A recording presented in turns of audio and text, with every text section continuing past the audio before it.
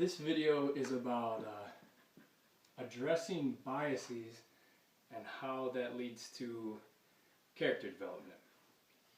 So first of all, what are biases? Biases, just the plural of the word bias.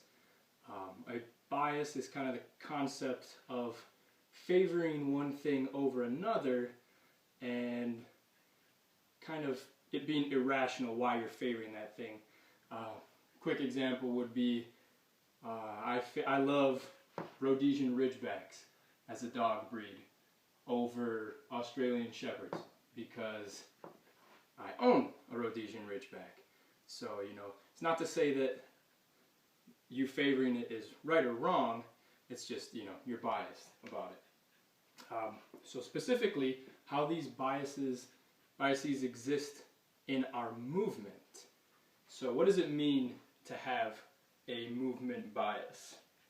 Well, essentially, having a movement bias comes from having a weakness in the way you move. Fundamentally, your movement pattern is wrong. It's inefficient. A movement disease, if you want to call it that. How do we get these? In my case, I developed one from traumatic injury as a kid. I did a lot of stuff that was high impact on my spine. I had a couple serious injuries that really did me in pretty good on my lower back, and that led to me moving the wrong way. I would stretch and do a lot of things with a rounded back, and over time you start to compensate in certain ways until you reach that threshold where a serious injury happens, and that did for me serious back injury. So why do these exist? Like I said, injury, it can be from something traumatic like that, or it can be something gradual. If you wake up at 7 a.m. every day, you go to work, drive to work, get there at 8, you do desk work where you're sitting, for another 8 hours, and you get off work at 5 and you drive home, sit, you eat dinner sitting, you sit on the couch, and you go to bed and you stay still. If you never move, your body's going to adapt to that. So adaptation is not biased. You're going to get better at whatever you spend the majority of your time doing. So if you spend the majority of your time not moving, you're going to get better at not moving.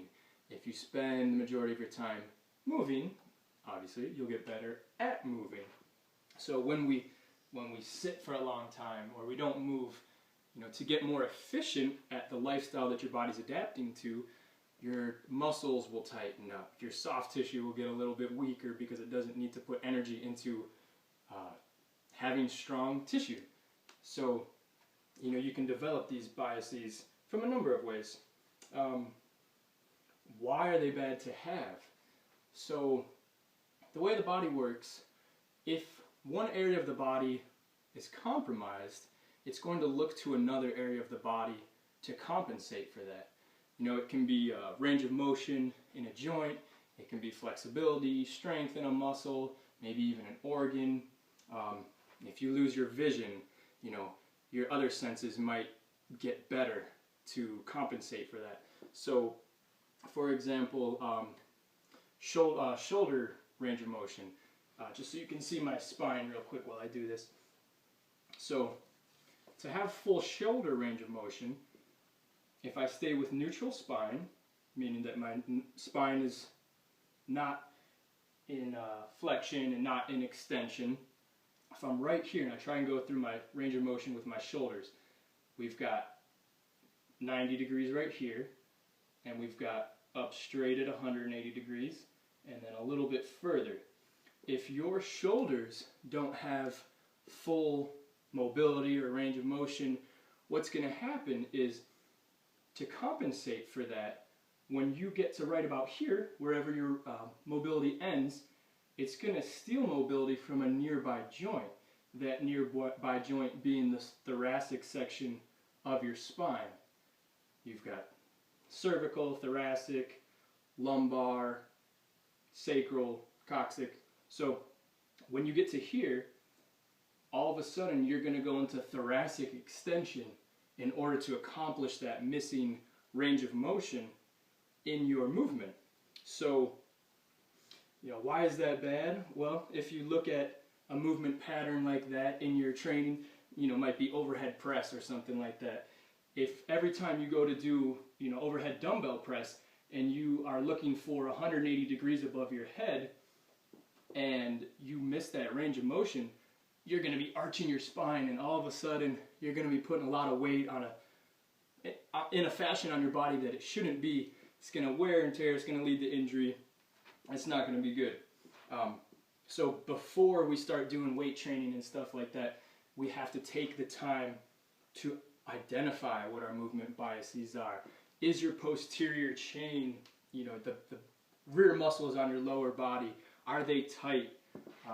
Because I had a back injury, I neglected my lower half for a long time, and my lower half tightened up on me, and all of a sudden I had horrible pain in my lower back for forever, until I identified it and addressed it and adapted my training to make up for that. So, like, if you're missing your range of motion in your shoulders, you want to be sure on your movements, or adapt your training so that don't fail to address that movement bias. If you're going to do a pull-up, don't stop right here and then go back up. That's failing to address it. Go all the way down, hit that 180 degrees, and then go back up. Isokinetics. Iso meaning isolated, nothing changes. Kinetic meaning the velocity. So when an exercise is called an isokinetic exercise, the velocity in which you're doing the movement doesn't change. So a lot of times in our movement practices, you have a burst, a point in the movement pattern where you're the strongest, and you're going to burst through that specific range of motion.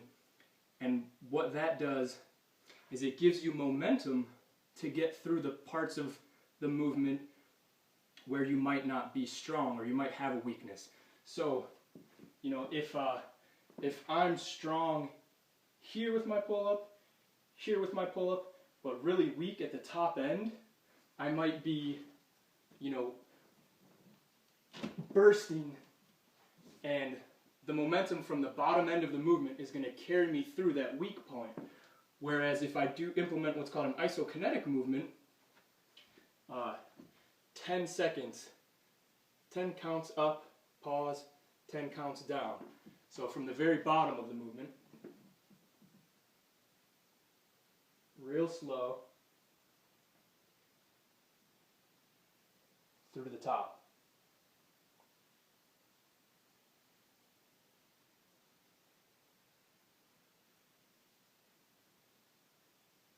I wasn't counting for that, but so the load, the work through that movement is distributed evenly throughout the entire movement. You're not failing to address any of those potential biases. So yeah, you want to address your movement weaknesses. Biases are just weaknesses, so address your weaknesses. So kind of one of my favorite things to do is to take a concept. I love movement.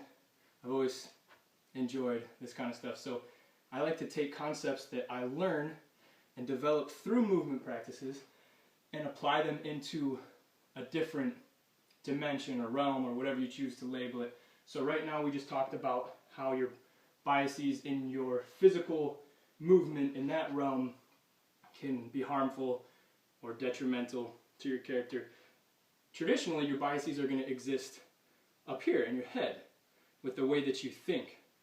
So, for example, if, let's say, I was born with a silver spoon in my mouth and I always had $1 million at my disposal. Growing up, I never learned the value of hard work and what it took to provide for myself. You know, as soon as I'm out on my own in the real world, is it a rational thought to think that I'm going to be competent with providing for myself? No, definitely not. I mean, it's not to say that's not possible, but it's not likely. Same thing with your movement patterns. If you never stretch, your body's going to, if you never move, your body's going to fail when you try to move. So what's cool is the same way when I go through range of motion and I fall short and my shoulder stability or my shoulder mobility robs my spine for mobility, it relies on my spine to compensate for that. We do that through our relationships with people. You know, if I don't know how to make money and I don't know how to navigate the real world, I'm going to gravitate toward people or relationships or friends or romantic partners or whatever it might be. I'm going to be attracted to someone who knows how to do that. That's not necessarily a bad thing, but if it perpetuates your weaknesses, then that could be a recipe for disaster. So rather than relying on that partner or relying on your thoracic spine to compensate for your weakness, use it as a tool, identify it, and develop and make your weaknesses stronger. It's a great concept. So yeah, that's pretty much the gist of it. Thanks